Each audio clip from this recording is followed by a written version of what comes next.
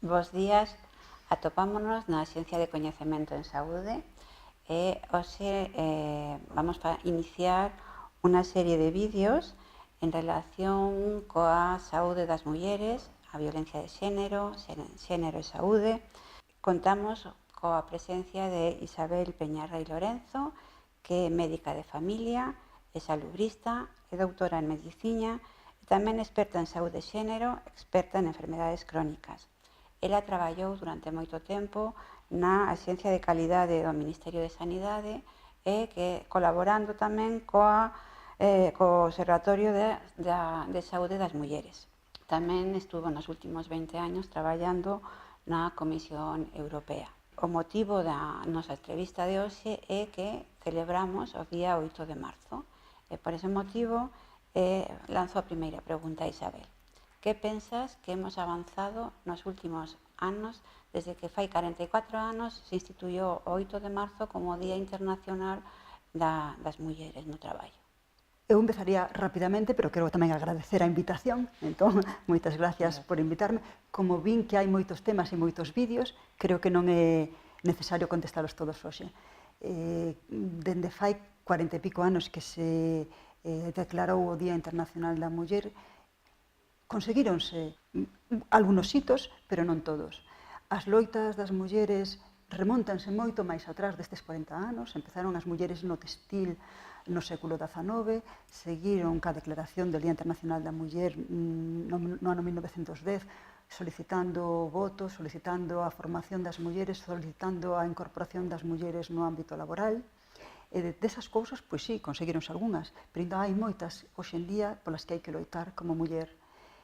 Moitas que van aparecendo agora, que estamos incorporando a perspectiva de xénero en todos os ámbitos, en todas as políticas, que poñemos estas gafas de color violeta e somos capaces de ver a realidade moito máis real. Van aparecendo motivos de loita novos, outros motivos que xa son antigos e que ainda non se acadaron, pero conseguironse moitas cousas, pero ainda quedan moitas por loitar. Un tema preocupante na sociedade hoxe en día é a violencia de xénero. Que teríamos que facer como profesionais sanitarios para que sexamos capaces de verlo nas nosas consultas, no noso día a día profesional, no traballo diario? Bueno, é unha pregunta moi concreta, porque eu creo que hai que facer en violencia de xénero o que hai que facer é educación e concienciar a poboación de que unha parte grande da poboación non pode ter que estar sometida a ese risco simplemente por ser muller.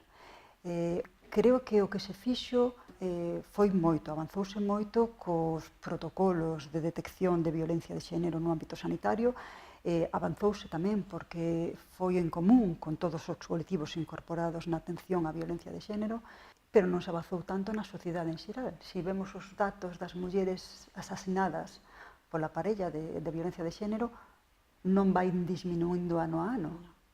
De feito, no ano 2019 xa levamos moitas no primeiro trimestre, entón avanzouse. Hai que seguir concienciando a sociedade, hai que seguir declarando os casos e hai que seguir loitando contra para disminuirlo.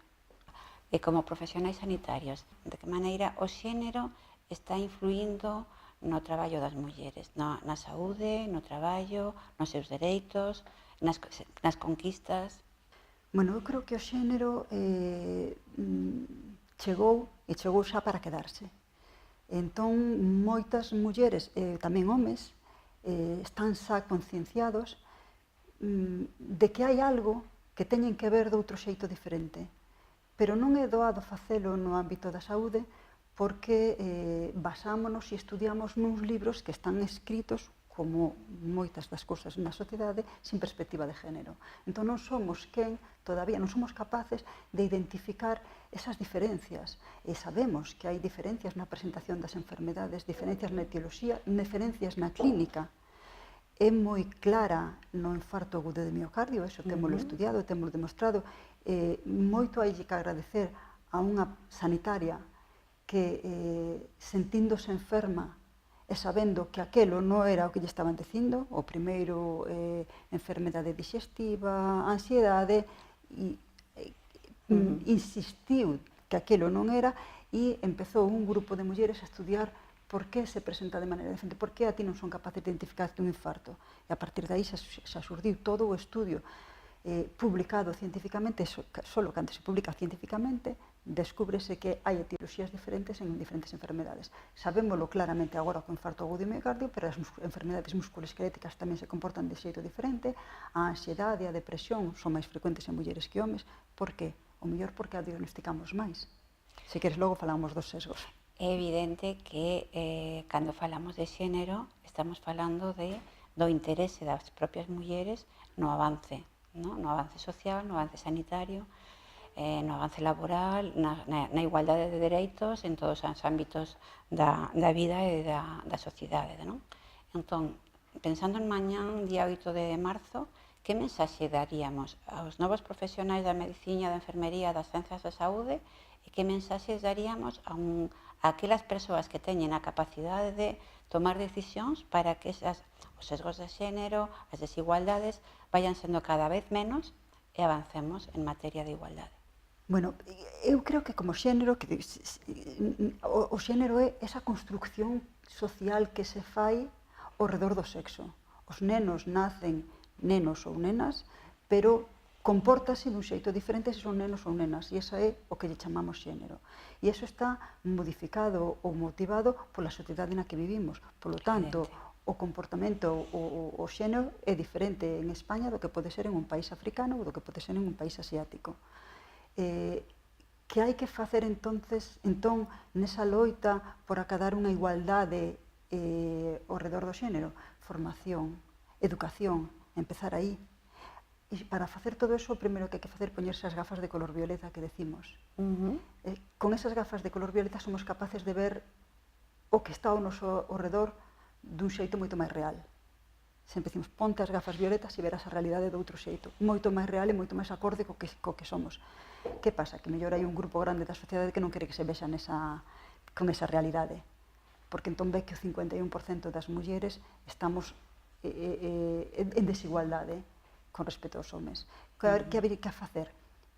Primeiramente, educación dende os máis pequenos, a xente que ten capacidade para cambiar, pois que incorpore a perspectiva de xénero, que se deixe involucrar nesa perspectiva de xénero, que poña as gafas violetas, todos os demás, os que non están nesas decisións, que sexamos capaces tamén de ter a sensibilidade e de ter o interese de disminuir as desigualdades en todos os nosos ámbitos. E como experta en xénero, e sabendo que temos pouco tempo para facer a entrevista, cal sería o teu mensaxe máis prioritario para acadar esa igualdade e evitar os sesgos de xénero? Pois mira, como decimos, o xénero en saúde é igual que no resto dos outros campos da vida, porque a saúde non é algo que levemos nós e que sea propio do noso corpo. A saúde ven determinada por moitísimos agentes externos, como describen os marcos dos determinantes da saúde, que empezan case polo contexto histórico, organizativo e político onde vivas.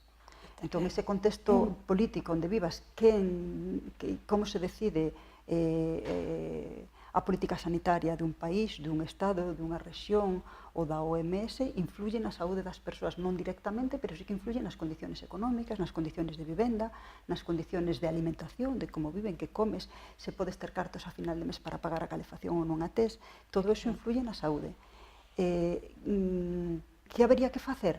Estudiar como todos eses factores determinantes da saúde influyen nun home e nunha muller por separado, e, polo tanto, estudiar as enfermedades de xeito diferente, como decíamos ao principio, a etioloxía da enfermedade, a clínica e como funcionan os tratamentos tamén nas mulleres e nos homes. Non fai moito que os ensaios clínicos só se facían en homes. Está claro. Conseguiuse esa batalla xa, agora, porque cando facían os estudios en homes saían ao mercado e o consumían as mulleres e aparecían efectos secundarios diferentes cos que estaban nos prospectos, esa loita xa se conseguiu, pero ainda quedan moitas. Está claro que temos moito que facer, está claro que temos moitas inquedanzas no tema de xénero e saúde, e creo que temos moitas respostas todavía pendentes de coñecer. Por iso penso que, dado o pouco tempo do que disponemos hoxe, que quedas convidada a unha nova entrevista en donde faremos fincapé en aqueles aspectos que poden nos axudar a avanzar en materia de saúde, xénero e saúde, e mensaxes que a outros profesionais poden ser de axuda para pôr as gafas de cor violeta e poder ver as mulleres asa perspectiva de xénero e de igualdade. Moitísimas grazas pola túa colaboración no día de hoxe, Isabel. Moitas gracias a vos, sempre disponible para poder loitar para disminuir estas desigualdades en xénero, que, como decía a OMS, son injustas e son innecesarias. Totalmente de acordo contigo. Moitísimas gracias, Gracias a vos. por poder contar contigo.